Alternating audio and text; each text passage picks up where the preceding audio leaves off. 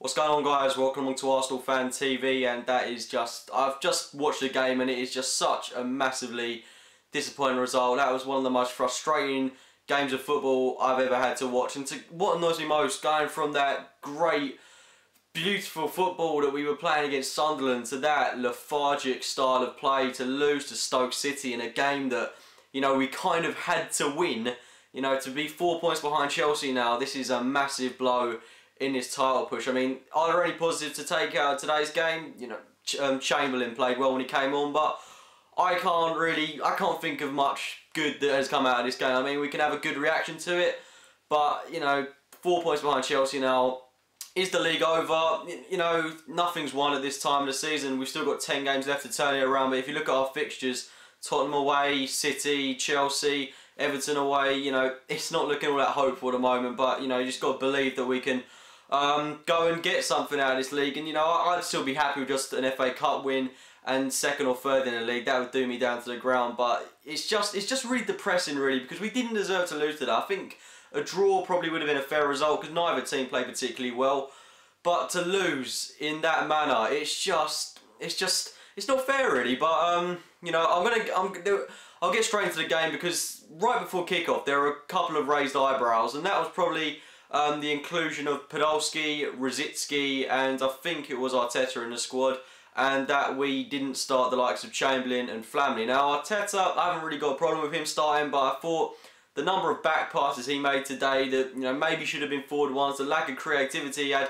and yet he was playing a defensive role, but towards the back end of the game when we should have been going forward, the back passes it's so frustrating to watch with Arteta at times. But I don't want to put too much stick on Arteta, because he didn't play badly today. It's just no one played particularly well today. Wilshere was another one that, you know, he was kind of dreadful. The number of times he gave the ball away.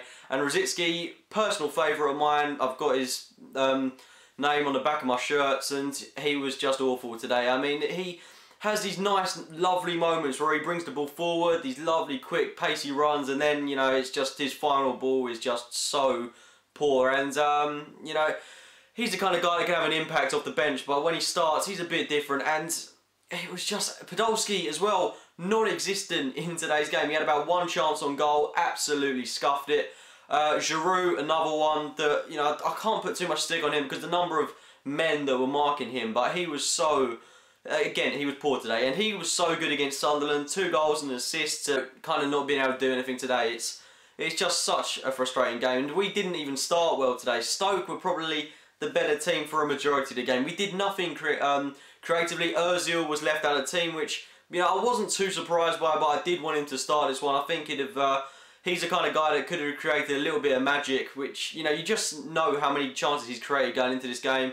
And I just think it would have been logical to start him for this one. Chamberlain, why he didn't start, absolutely beyond me. When he came on off the bench, our best player by far, brought so much energy and life into the game. Set up about 2 opportunities, one for Giroud and one for Sonogo, which, you know, he really should have buried.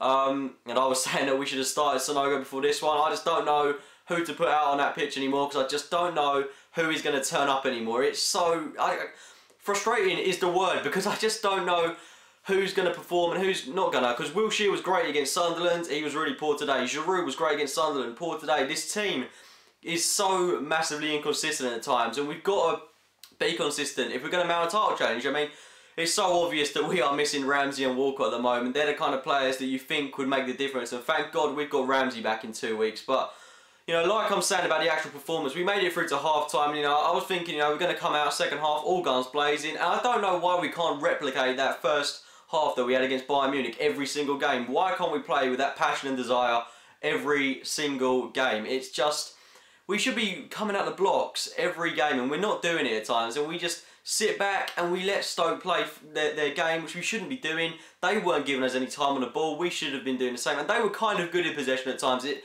pains me to say it, but Stoke, they kind of played decently today, and they kind of, you know, if there had to be a winner for today, it probably would have been them, because they were the better team overall. They did more with the ball, they defended extremely well today. Or, when I was saying that, we created nothing up top, so there was kind of nothing to defend against at times. It's a game we had to win, and we haven't won it. It's just games like this that win you the league, and we're not winning them.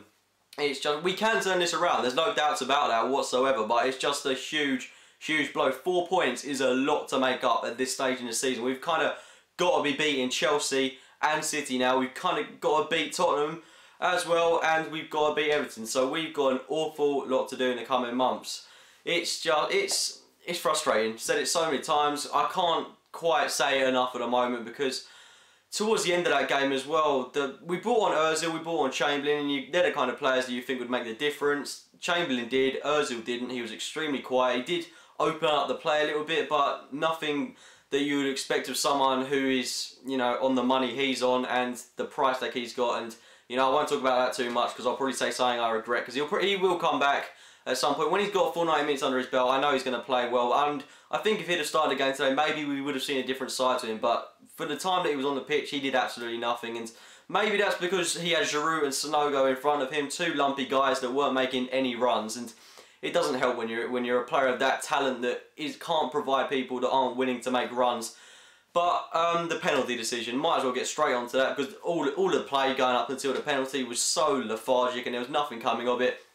Penalty, I think it was Walters that tried to chip the ball over Koscielny. He already had his hand in the air, and it was ball to hand, and penalty was given. Atrocious refereeing decision. It was cowardly, it was spineless. Referee had no idea what he was doing. I couldn't believe it was a penalty. And then Walters has the cheek to go and push Koscielny over. You know, why isn't he in the book for that? Absolutely pathetic and cowardly refereeing, in my opinion.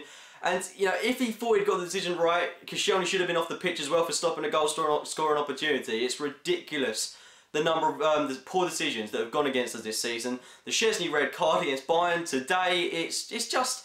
And the Man City game 6-3, I hate to bring that up, and it was a long time ago, but the number of offsides that, you know, should have gone in our favour in that, it's ridiculous. It's ridiculous, the standard of refereeing at the moment. Something's got to be done about it, but of course nothing will be done about it, or everything will go against us. And it's just, you know, I don't think we deserve to lose. Stoke might have just edged a win, because they did have a couple of good chances with Crouch, and they probably had the better goal scoring opportunities, but I still think that we didn't deserve to lose. Not in that way, not like that. It's just so hard to take, and you know, it's a real downer really. We've got to respond to this. We have to respond well. We've got Everton in the cup. We can beat them. We're going to Wembley. That would be absolutely magnificent. To beat them, go to Wembley, would be an amazing response to what's happened today. We can turn this around, but if we don't win the league, I'm not going to be too downhearted, because at the end of the day, it was a real long shot to go and win it. And if we can get second or third in the league and then go and win the FA Cup, I'll be more than happy with that. But we've got Liverpool hot on our tails now. We've got Chelsea 4 points above us, City with 2 games in hand. Welcome to a standard March for Arsenal. It's so hard to swallow. Anyway, leave your thoughts on the game below. Love to hear your thoughts on this one. Let me know your thoughts on the referee especially, and the decision for the penalty. And of course, if you haven't enjoyed the video, would be great if you could click the like button. Please don't forget to share your opinions in the comments box below. I really want to hear them on this one. And as always, thanks for watching guys, and get subscribing.